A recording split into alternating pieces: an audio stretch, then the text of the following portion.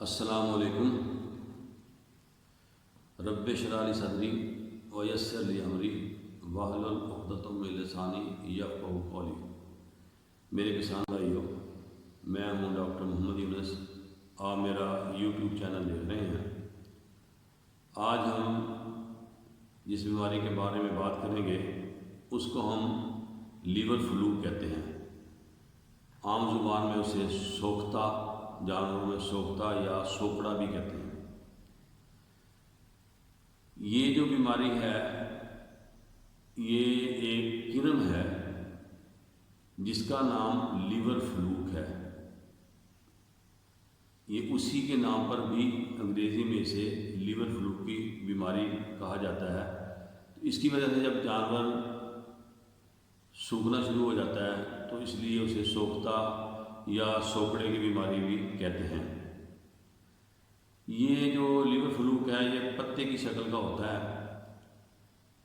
اور یہ ڈائریکٹ جانور کے اندر نہیں جاتا، بلکہ یہ سنیل ایک حشرات الارض ہے، اس کے اندر یہ جاتا ہے اور وہ سنیل جو ہے جب جانور چرائی کے دوران کھا لیتا ہے تو وہ اندر چلا جاتا ہے، پھر اندر جا کر یہ جو کرم ہے جگر کو نقصان دیتا ہے اور یہ موسٹلی جگر کے اندر جاتا ہے، جگر کے اندر پروش پاتا ہے۔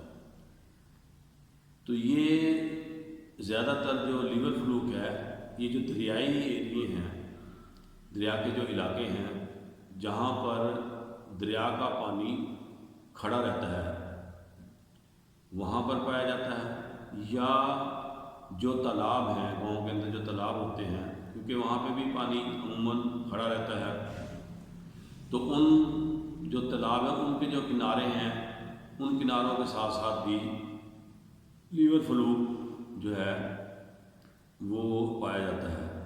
بعض دفعہ تو جو دریائی جو علاقے ہیں جسے ہم مارشی ایریا کہتے ہیں وہاں پہ اگر درخت ہوں، کیکر کے درخت ہوں تو ان کے اوپر سفید رنگ کے کیڑے سے چپکے ہوتے ہیں بہت زیادہ، تو اسے ہم سنیل کہتے ہیں۔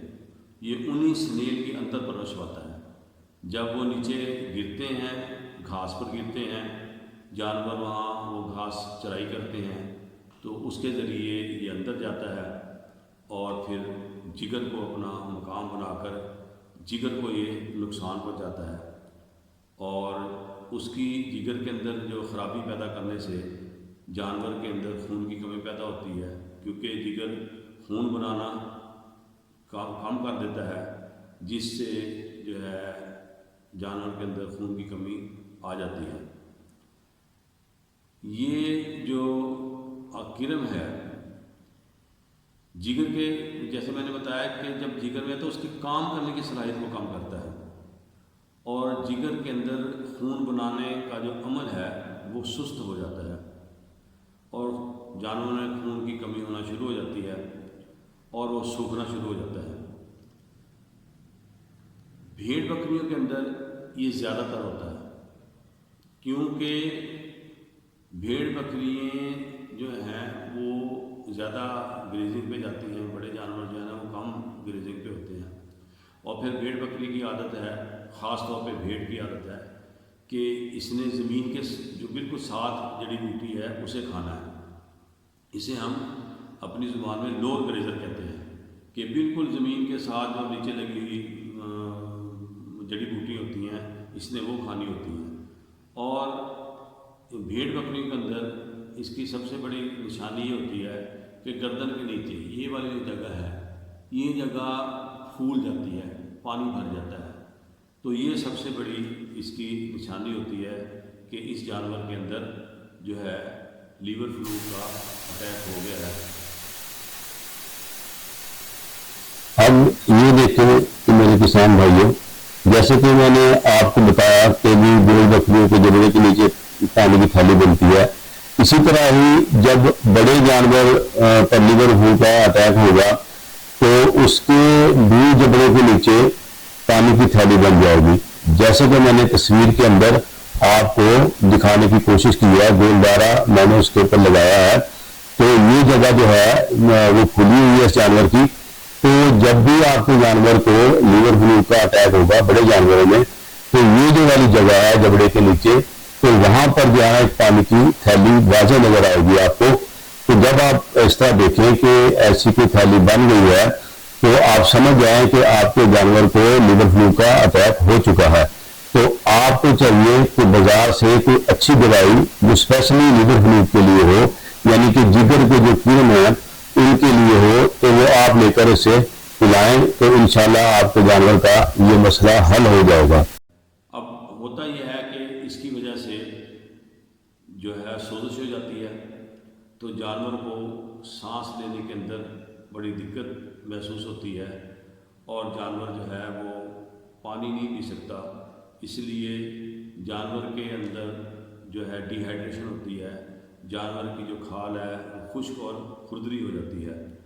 اور جو بڑے جانور ہیں دودھ دینے والے، اگر ان کے اوپر اس کا اٹیک ہو جائے تو پھر جو ہے نا اس کے اندر دودھ کی جو پیداوار ہے اس کے اندر بھی کمی آتی ہے، اور جو گوشت جو گوشت کے لیے جانور آپ نے پالے ہیں ان کی پیداوار میں بھی کمی آ جاتی ہے.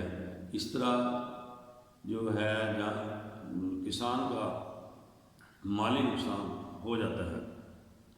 اس کے علاج معالجہ کے لیے تو یہی ہے کہ آپ اچھی کرم کش جو دوا ہے وہ پلائیں اپنے جانور کو. اور اس کا پلانے کا طریقہ یہ ہے، بہترین طریقہ جسے میں کہوں گا، جو میرے تجربے کے اندر بات آئی ہے، کہ آج آپ نے جو بھی کرم کش دوا بازار سے لے کر اپنے جانور کو پلائی ہے اس کی تاریخ آپ لکھ لیں. ایگزیکٹ 15ویں دن آپ اس دوائی کو دوبارہ پلائیں. اس کی وجہ یہ ہے کہ یہ جتنی بھی کرم کش ادویات ہیں، پیٹ میں جو جوان کرم ہوتے ہیں وہ ان کو مار دیتی ہے. اب وہ کرم انڈے دے چکے ہوتے ہیں، لہذا وہ انڈے جو ہے نا زندہ رہتے ہیں. اس کے بعد ان انڈوں سے ہفتے 10 دن کے اندر جو ہے نا لاروا نکل آتا ہے، یعنی بچے نکل آتے ہیں. تو جب آپ ایگزیکٹ 15ویں دن دوبارہ دوائی پلاتے ہیں تو وہ جو لاروا ہے، وہ جو بچے ہیں، وہ اس قابل نہیں ہوتے کہ انڈے دے سکیں. لہذا جب آپ دوائی پلائیں گے وہ انڈے دینے سے پہلے ہی مر جاتے ہیں. تو اس طرح جانور کے اندر کرموں کا تقریباً مکمل صفایا ہو جاتا ہے. اس لیے میں ہمیشہ اپنے مویشی پال بھائی جو ہیں ان سے گزارش کرتا ہوں کہ کرم کش دوا، کرموں کی جو ادویات ہیں، جب بھی آپ پلائیں، یعنی جانور کو پہلی دفعہ جب آپ پلانے لگے ہیں تو اس کو آج اگر آپ نے پلائی ہے تو ایگزیکٹ 15ویں دن اس کو ضرور دوائی پلائیں. تو اس طرح آپ کا جانور جو ہے کرموں سے تقریباً سارا ہی محفوظ ہو جاتا ہے. میرا خیال ہے کہ آپ ان ہدایات پر عمل کریں گے، اور اس پر عمل کرتے ہوئے آپ اپنے جانوروں کی حفاظت کریں گے، کیونکہ جو جانور ہے اس کی جو دودھ کی پیداوار ہے، اس کا جو گوشت کی پیداوار ہے، وہ کسان کے لیے بہت بڑا سرمایہ ہے. اگر ان میں کوئی کمی بیشی ہوگی تو کسان کی معاشی حالت پر اس کا اثر پڑتا ہے. تو میرے وہ کسان بھائی جو ابھی نئے آ کر انہوں نے یہ چینل دیکھنا شروع کیا ہے، تو ان سے گزارش ہے کہ آپ میرے اس چینل کو سبسکرائب کر لیں اور گھنٹی کا بٹن دبا دیں، تاکہ یہ جو ویلیویبل میں ویڈیوز بناتا ہوں وہ آپ تک براہ راست پہنچ سکے.